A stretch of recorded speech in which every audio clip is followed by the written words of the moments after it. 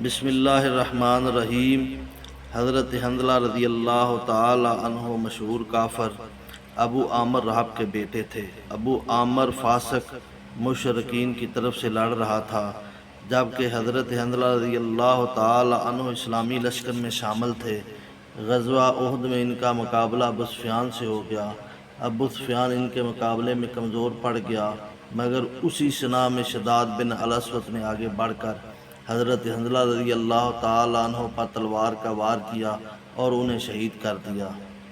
حضرت حنظلہ رضی اللہ تعالیٰ عنہ کے بارے میں حضور پاک صلی اللہ علیہ وسلم نے فرمایا کہ میں نے دیکھا کہ زمین و آسمان کے درمیان بارش کے تازہ پانی سے چاندی کے تھالوں میں فرشتے حنظلہ رضی اللہ تعالیٰ عنہ کو غسل دے رہے تھے۔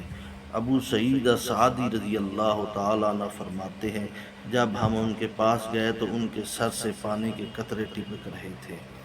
اسی زمن میں جب حضرت حنظلہ رضی اللہ تعالیٰ عنہ کی بیوہ حضرت جمیلہ رضی اللہ تعالیٰ عنہ سے پوچھا گیا تو انہوں نے بتایا کہ ان کی شب زفاف سہاگ رات گزشتہ رات ہی تھی۔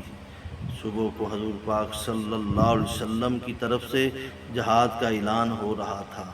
یہ لبیک لبیک کہتے ہوئے حاضر ہو گئے۔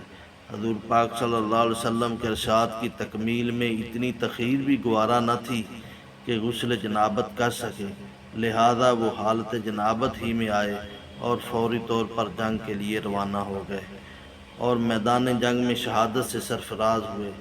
چونکہ حضرت حنظلہ رضی اللہ تعالیٰ عنہ کو فرشتوں نے غسل دیا، اس لیے ان کو غسیل الملائکہ کہا جاتا ہے۔